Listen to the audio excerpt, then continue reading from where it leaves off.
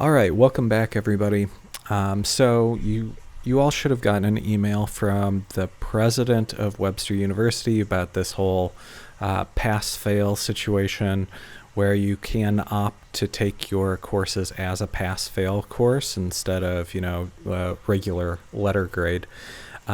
So if you've been actively working on these tutorials for the last couple of weeks, you did the ball bounce tutorial and you did the text cutout and stuff, you should be totally fine and looking good in the course, and you probably don't need to do that. If you are struggling badly with getting a computer or something like that, certainly reach out to me and we'll try to make accommodations and stuff. I still don't think that you would have to opt for the pass-fail thing, but I am open to it. Just want to put that out there since you are supposed to talk to your professor if that's something that you want. Okay, cool. Read that email if you're interested in what they have to say about that stuff. So I am recording this from my living room, and my living room's a slightly different atmosphere than where I've been recording my stuff normally. So if you hear like some water rushing in the background and stuff, yeah, there's like a big aquarium in the room with me and stuff. It's pretty loud. Sorry about that. If you're wondering about what the noise is, that's what it is. Next week, I'm sure it'll be much nicer, much smoother, and the recording will sound a little bit better. So we are going to get back into After Effects this week. That's what we do every week now. But before we jump into the program, we actually need to download a few items. So we're going to actually work with green screen footage today. We're going to pull a Chroma key. It's pretty simple to do, but it can get a little bit more complicated depending on what stuff you choose. So what I went ahead and chose was this little doggy from Pixabay. You can download the doggy too if you have a interesting idea to use with him. I will say that the dog is considerably more difficult than all of these other green screen items that we see on here. So I just searched for green screen and this is what came up. So if you see all these like 3D generated items on a chroma key background, those are really, really easy to pull the key, and it's okay for you guys to do that this time around. If it's something that looks interesting to you, pick something based on the content and not how difficult it actually is. I do want you guys to choose something though that is a foreground element. So if I scoot around on this thing, hey, these flags could be in the foreground, this plane could be in the foreground, there's a drone, numbers, all this fun stuff. But there are a couple of things, I'm sure I can find one in here, that would not be a foreground element. So yeah, like this, where the green screen is actually in the background. I don't want you guys to pull something like that. Or yeah, these curtains that move away and reveal something in the background. Those things wouldn't exactly work for our application today. So let's avoid that stuff. Most things are foreground elements and stuff, but if you wanted to grab something that was like a computer screen or something like that, don't do that. Pick something that goes in the foreground. All right, so I downloaded my doggy. If I click on that real quick, I'll notice that I can download it in all sorts of different resolutions. I downloaded mine in 4K. I probably don't need all that resolution because this is like a foreground element that I'm going to resize within whatever I choose as my background. So if my background's 1920 by 1080, the dog definitely doesn't need to be that big, but having that much resolution gives me a lot of versatility, so I can kind of do whatever I need with it. If I happen to download a background that's much larger, then I don't have to go back and re-download anything. I just resize it. Okay, so that's one thing that we're going to get. Then we're going to get a background that makes sense for our foreground element. In this case, I'm going to pull these mountains. And what I want to do is make the dog like Godzilla in the background, right? So I'm going to put him behind these mountains, and he's going to be really large. It'll be hopefully amusing in some way. But I chose these mountains specifically because the lighting on it and stuff. We can adjust color just fine. That's really easy. But lighting is something that you can kind of pretend to do in After Effects or Photoshop, but it doesn't have the same quality. It looks artificial. So if I look at my dog, I can see that he's mostly flat, but he's got like a rim light around the back here. It's a little bit brighter here. And it is a really flat color profile in general. It looks like kind of dull and stuff compared to most footage that you're probably working with. So I'll pump that up before I actually do the green screen and stuff. But he's got that kind of backlight on the right side, and so do these mountains. So that should match relatively okay. So I'm going to download this real quick. I don't think I've downloaded it already. Whoops. Right click, save image as, and we'll just call it mountains. I'll put it on the desktop so it's nice and easy to find. So once again, if you guys have forgotten this stuff, I'm sure you haven't, but if you do a Google image search, you can always click on tools and then large size. That way you're finding things that are actually pretty large. You want something that's at least like 1920 by 1080. If you click on anything that piques your fancy, you hover over it over here, and then you can see 1920 by 1200, which is greater than full HD video size. So that's perfect for me. I've downloaded both of those things and I'm ready to go. We can also download this thing early, and it'll take me a little while to get to this. We'll do the Chroma key stuff first before we do this. But there is a preset that I want you guys to download, and I think it can come in handy for something like Chroma key, and that is the Jarley's Deadpool handheld camera preset, and you can find that on premierepro.net. I will link you to this in the video description on YouTube, so you can get this nice and easy. And there's a whole bunch of different versions of this. There's one for Vegas, there's one for After Effects, there's one for Premiere. It's for like all these different editors and effects programs, and we definitely want the one for After Effects. So make sure that you navigate to the one that says now also for After Effects. And the reason why this is so strong for After Effects versus say something like Premiere, well, you guys don't even know what it is, do you?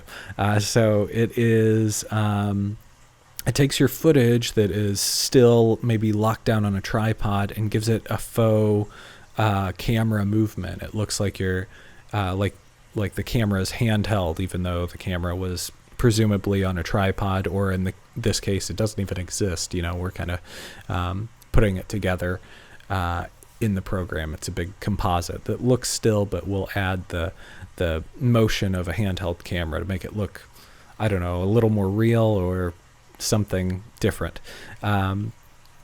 So that's what it does. But what's really powerful about using it in After Effects is that you can actually add that motion blur that we did way back on the ball bounce project that made everything look a little bit cleaner and nicer, and the movement was smoother and stuff because it had the motion blur there. It'll make this camera movement look more realistic because you would have motion blur from camera movement.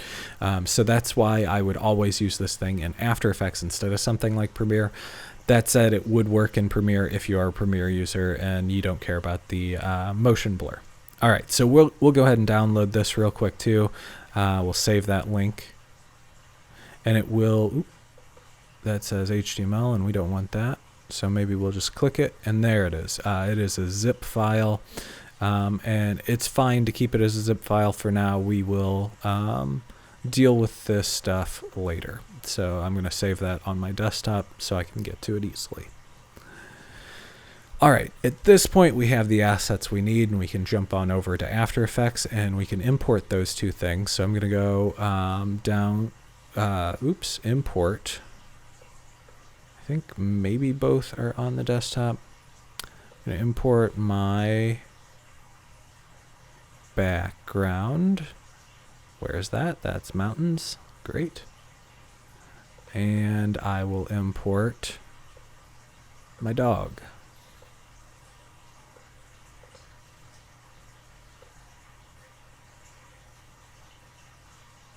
There it is, chroma key. Okay, so I can pull my key first, or I can pull my key after my background is in place. I would just start building your composition and pull your key in the middle of your composition. But either way is going to work fine for you. If you wanted to make a composition out of the chroma key footage and then pull it and then put that composition into a new composition as a pre-comp, that would work just fine for you. But here's what we're going to do. We're going to take our background and create a new composition out of it. So everything will be conformed to the size of the background. And I'm just going to call this background, so it's nice and easy for me to tell what's going on. Also, I'm going to add my chroma key footage on top of that. There we go. And I'll resize it. If I seem slower today, I'm working on my trackpad too. I am all kinds of unorganized today, but we'll get over it. Okay, so now I have my dog footage over my background. I can play that back and make sure everything's fine. Yep, there's the dog, and the dog likes the treat. He looks pretty happy. Okay, so I mentioned earlier that this is a lot harder than the other footage, and that's because we have all of these like shadows, and the green screen isn't lit evenly throughout. So pulling a key here is a little bit more difficult. So before I actually pull that key, I'm going to add a lumetri color to this. And if we haven't used lumetri color, if last time around we used just like hue and saturation or whatever control was normal for us in Photoshop to adjust our text cutout background, lumetri color is pretty easy to use. It's like the color grading application or preset, not preset, it's the color grading effect, that's what it is, in Premiere, and it also exists in After Effects, but it's not quite as user-friendly in After Effects, but all the same stuff's there. And if I just twirl down on basic correction, I can see a whole bunch of stuff here that can make my life a lot easier, and it's all kind of in one place, so it makes things even better. So what I'm going to do here is just fix how flat it is and turn up the contrast a little bit, and then I'm going to add some saturation, and that should give me a better idea of what's going on with my green screen. You can see how many issues we have here. We have this red string on the ground, it looks like, and then we have all these shadows, and the bottom right corner is much brighter than the top left corner, and the right in general is brighter than the left in general. So there's this thing that we can do with a chroma key that can make our lives a whole lot easier, and that is, rather than try to pull all of this area, we can pull just the areas around the dog or our subject itself. So I'm going to do that by creating a mask. And if we've worked with the pen tool before, we might have accidentally made masks before. So if you click on the pen tool and you start drawing, you'll have a shape, right? And we can make that shape a line if we want to, or we can make it a filled in shape. But if you click on a layer in your layer panel, then the program assumes that you're wanting to make a mask. And what we're going to do is we're just going to make a mask around our subject, and it's called a garbage mask. So it gets rid of all of the garbage surrounding your subject. And once we close off our mask, then we'll see that all the stuff outside the mask is now gone.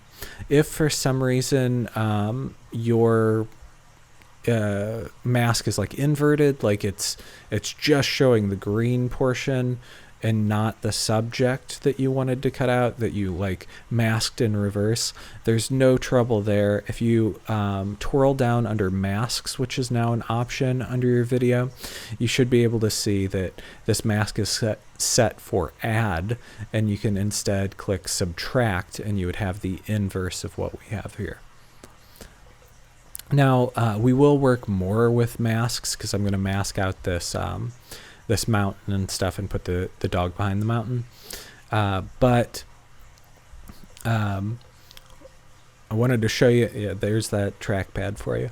I wanted to show you a couple of other things with the masks that could be helpful and interesting early. So we can find, if we just twirl down on mask 1 or mask 2 or whichever mask you have here, you'll see mask feather and mask opacity. We can turn down the opacity of a mask or whatever's inside your mask. You can expand your mask outward, and then you can also feather the edge of your mask. All of these things could be very helpful for us. This dog doesn't move around too much. I'm just going to kind of scrub through real quick and see if his head points out of the mask. We see that hand reaching down here, and maybe I'll trim out my video so I don't see that. I just see the dog there. Okay, so I'm not going to really mess with this at all yet, but it's good to know that it's there, especially if I have some kind of unclean line that is a result of my chroma key stuff. Okay, so that's how we mess with masks. Oh, one more thing with masks. Right next to mask 1, you see a little color there, and that's the color for the mask path. So that's the line that shows you the shape of your mask. If we click on that color, we can change that color. So if you're having trouble seeing it, say your mask path is green, it might be a little bit tough for you to see the actual mask.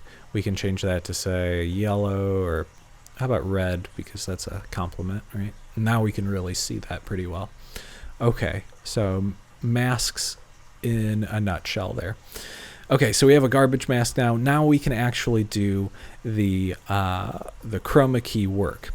So if we go into effects and presets, the panel there for that, and we can kind of search for our effects. By the way, if you don't have this already as a panel in your program, you can always go up to Window and then search for effects and presets. Make sure that that's got a check mark next to it, and it will pop up. And we're just going to search for key light. So as I start typing key light, I'll find key light 1.2, and this has been around forever and ever. Even when I was in undergrad, I was using key light for chroma key, and it still works very, very well. Okay, so here's key light. We're just gonna twirl up on Lumetri color so it doesn't bother us anymore. I'm going to click on the color picker for screen color, and then I'm going to click the green around my subject.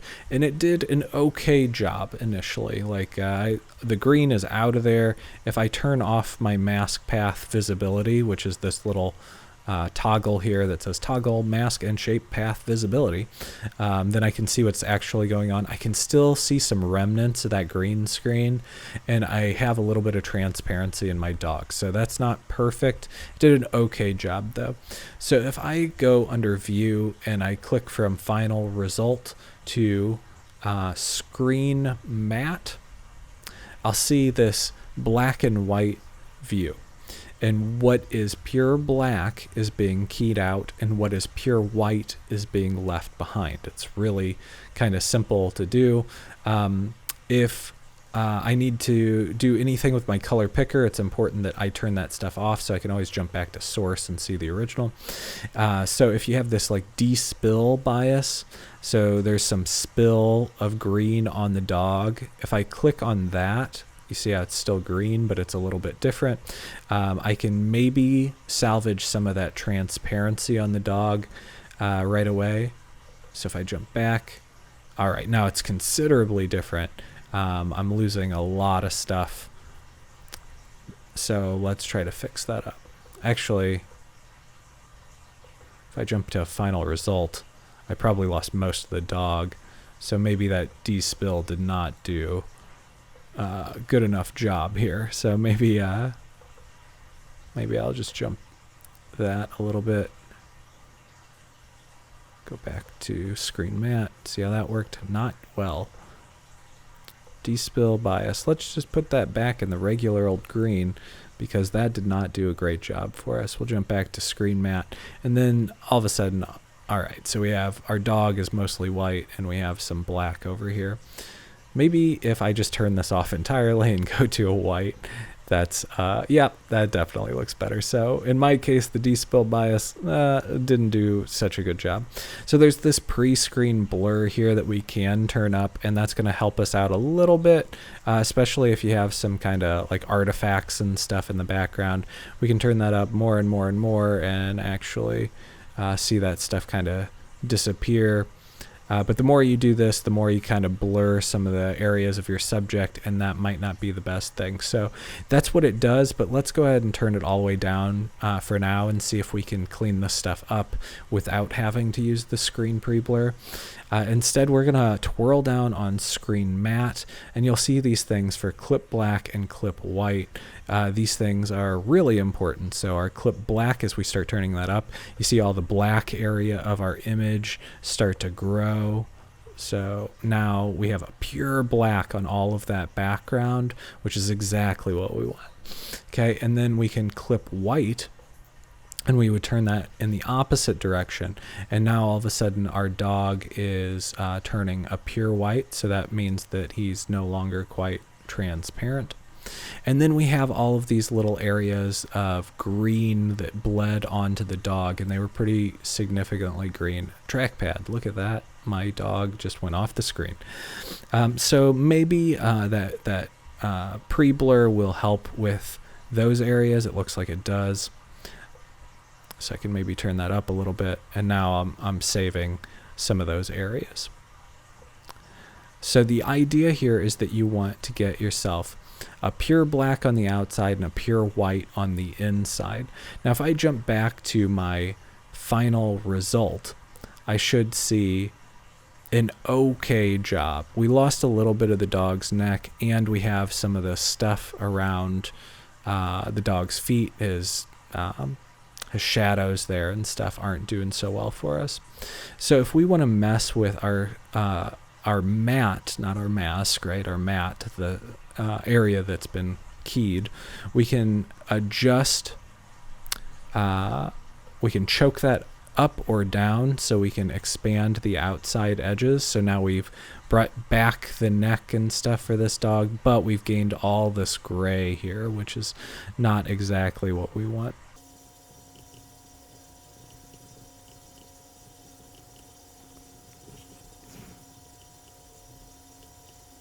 Okay, so I messed with this for a couple of minutes, trying to get it to look a little bit nicer. A couple of things that I did add were this replace color, which if you saw when I grew my screen, I had that like gray background around my dog. You can actually change that color to be whatever you want, and then I just used the color picker to grab an area of sky. So it's not a pure white, but it kind of matches the sky since that's kind of where I'm putting my dog. So now if I take my dog and kind of move him around the sky, that actually looks okay, that area right around the key. And I'm not worried too much about his feet. I could spend a lot more time on it to kind of clean that stuff up. And I will probably adjust my mask so I can clean up that edge that got a little bit white there.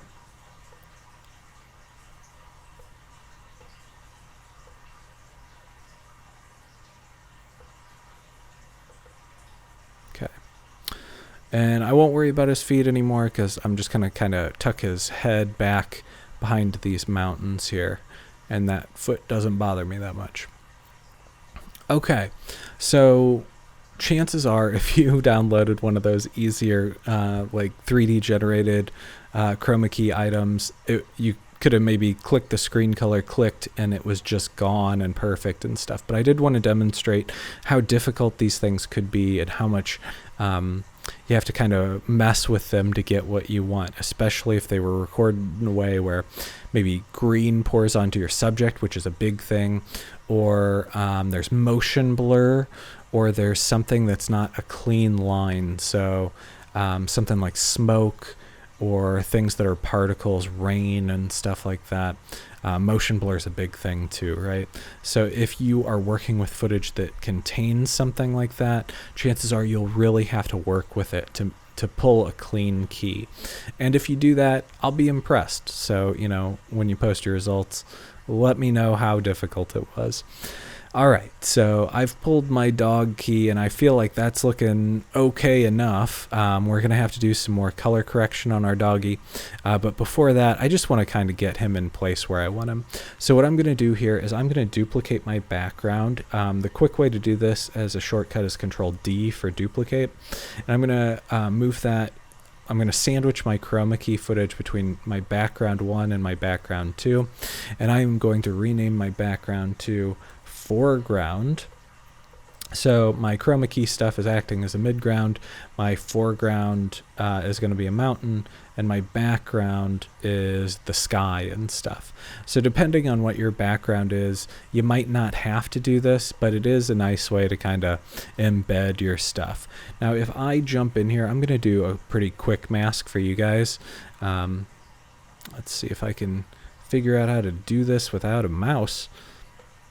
Okay, I'm going to do a quick mask for you guys. I'm just going to make sure that I have enough to hide my dog behind, and that's all I really care about. So none of this really matters that much that I get it, but I might just do it anyway.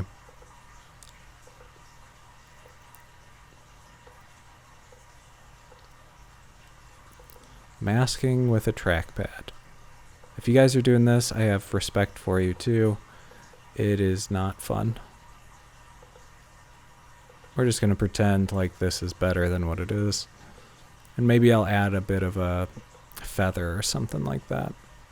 So I'll see what ended up being the best part of my mask before I make a decision on where exactly my dog should be. I'm going to zoom out a little bit, and I'm pretty sure my dog's going to tuck behind here.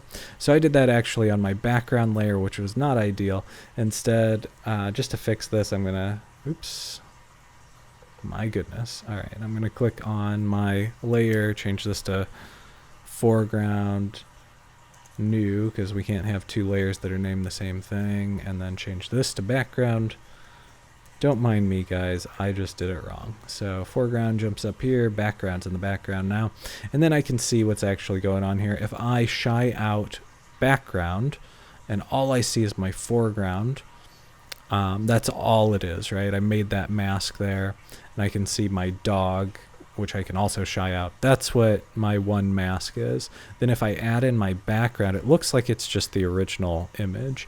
If I add in the dog, if I put the dog behind the mask, there we go. Now my dog is hiding out behind this mountain. And he's not perfect because my mask wasn't big enough. I can go back here and kind of change that so it covers up his feet too. All right, much better. Okay, so that's kind of what I was wanting to go for here. Dog behind the mountain. He's probably going to look around and do some stuff. Maybe a hand comes out and feeds him. It'll be interesting. But my computer is not liking all this 4K footage and stuff. It's running a little bit slow, so I'm not going to play this back. Oh, it's doing okay. I'll let it play back.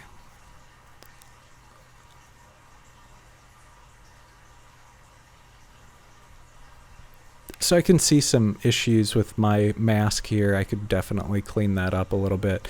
I'm going to be really cheap about it though, and I'm going to go under my mask properties, and I'm going to add a little bit of feather. So if you do this like as a professional thing, you probably shouldn't just add the feather to make it nicer, but if you're in a bind and you're trying to, well, you know, if you're doing it professionally and they're not paying you very much, then maybe just add some feather to your mask. All right, my dog looks pretty good back there. That's kind of what I was wanting to do. But I want to add a couple of effects on the dog. to make him look like he belongs here a little bit more. He's a little bit too golden for me. I want to match these colors a little bit better. So I had that initial Lumetri color that made our green screen look greener, and then I could use my key light to pull that easier. So from here I'm going to add another Lumetri.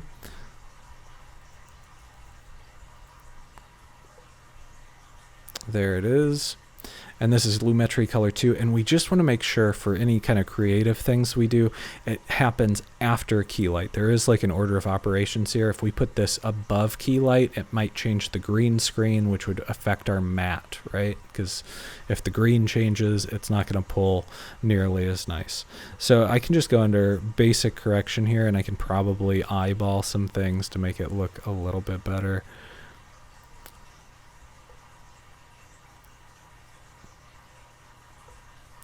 And that doesn't look great, so maybe I want to do something a little bit more precise. So if I go...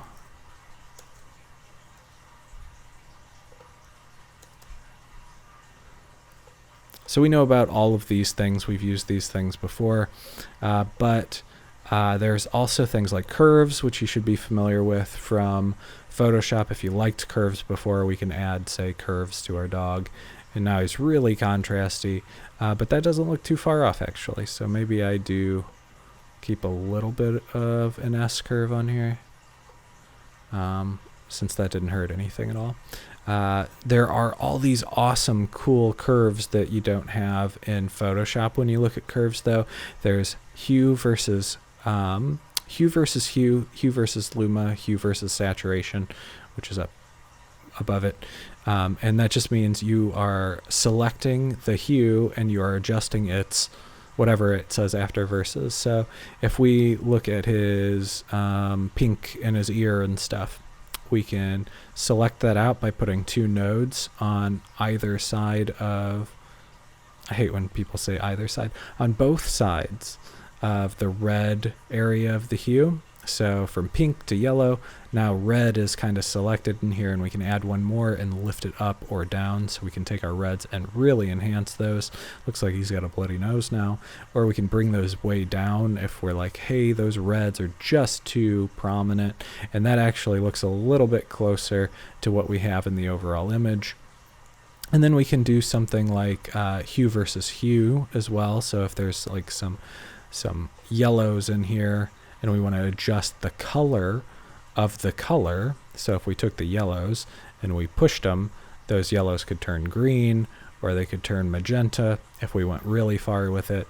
But we could also just kind of push it a little bit in one direction, and then it would go a little bit green. But maybe I'm going too far.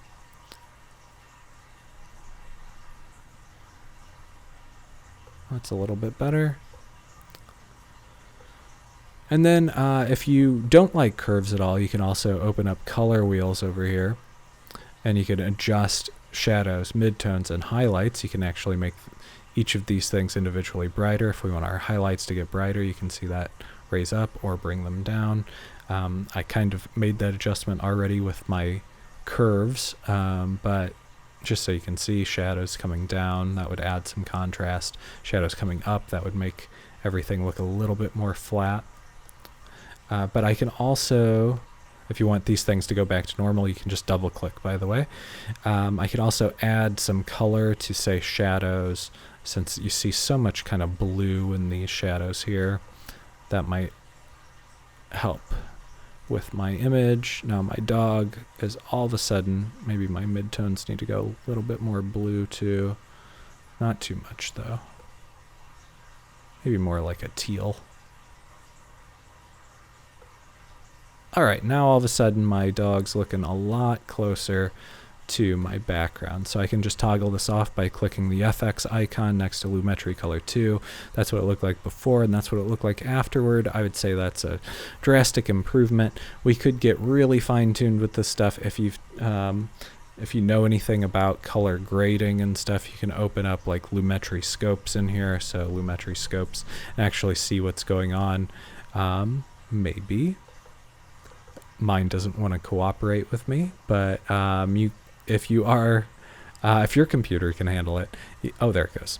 You can see your scopes, and you can adjust these scopes to be whatever you want it to be. If you right click here, if you're used to histogram, you can see a histogram view. All that stuff's available to you if you're so inclined. If everybody really wants more information about lumetri and color grading in general to make your videos look a little bit nicer, I wouldn't be against showing you a quick rundown of how that stuff works. All right, so looks like my whole thing exploded. All right, I'm back. I had a fun little crash there. I had to relaunch the program. So hopefully I cut that out for you and you didn't have to sit through all that fun stuff. All right, so at this point I have my dog, and it's looking good in terms of its color, it's looking good in terms of its chroma key, and it's looking good in terms of its masks. So it's kind of behind some element there. It really is part of our video. Now, the next thing I want to do is I want to add a preset. I want to add that Jarley's handheld camera preset. And to do that, I actually need to work outside the program initially and then relaunch the program, and it's going to work out for me. I spelled chroma key wrong. Fun with this laptop. Okay, so I am going to open up that zip folder that I created. Apparently, if you're on a Mac, it just automatically unzips things. So what I need out of here is not the After Effects project file. Instead, I need this folder here. I want the whole folder though, the thing with the exclamation point Deadpool handheld camera. I'm going to copy that, and then I'm going to head to this very specific location, and that is under Documents, Adobe, After Effects CC 2019 or 2020 or After Effects 2020, whichever After Effects you're using, and then User Presets, and then I'm going to paste it right here. So the User Presets file under the After Effects folder that is on your computer. I'm not exactly sure what that is on a Mac, but let's look it up real quick.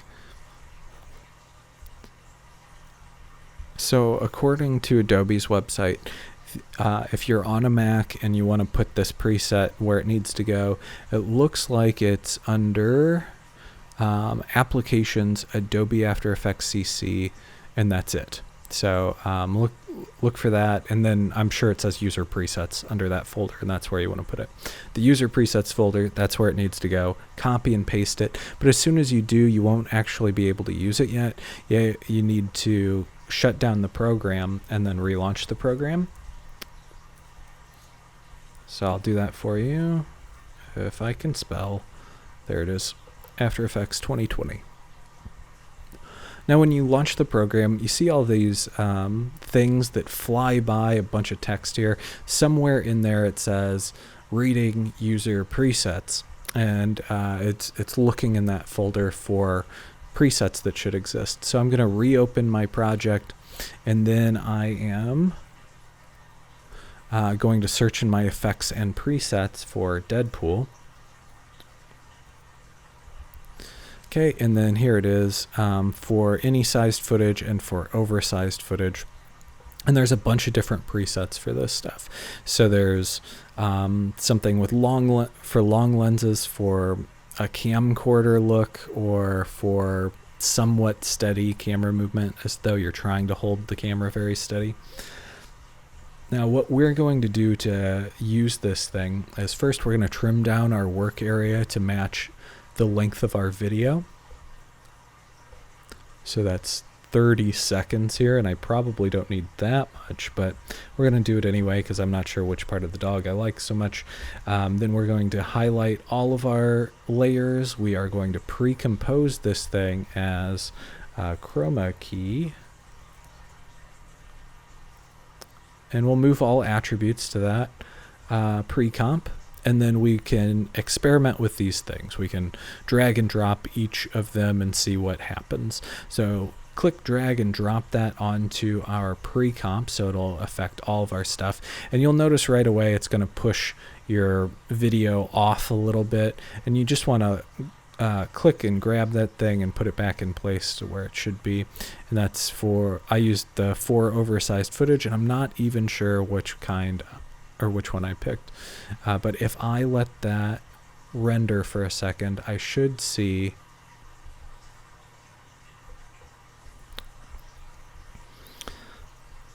okay, I didn't let the whole thing render. I just let it go for a couple of seconds so I can see what's going on here. And it's not looking too bad. It looks like some camera movement, and it's somewhat steady, so I don't know that the motion blur would do a whole lot for us here. If you picked something that has more of a shaky movement, you'll notice a more pronounced area of your frame that isn't being taken up by the actual footage. And we're going to clean that up really easy just by scaling up our footage. So S on your keyboard for the pre-comp, and we'll scale that thing up. And if we kind of scrub through here, even though it's not rendering out our footage at a resolution where we can tell what's going on, we can still see the frame and how it's moving. And it should be, you should have it scaled up enough so that you don't expose any of the black background or whatever kind of background you have here. Maybe I'd trim this down to not have the hand jump in there, so it's a little bit shorter too. We don't need 30 seconds of it.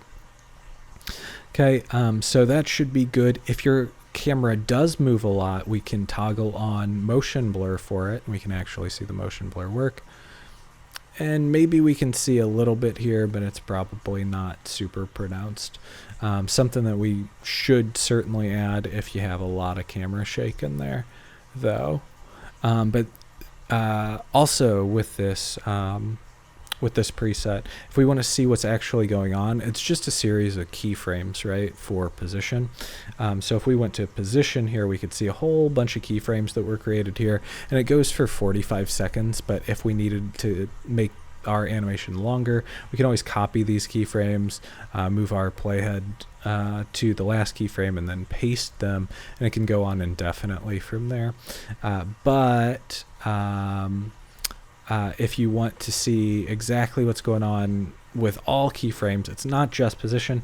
So if you press U on your keyboard, that's the shortcut to see all keyframes. So press U there. It's not just position, but it's also rotation. And it looks like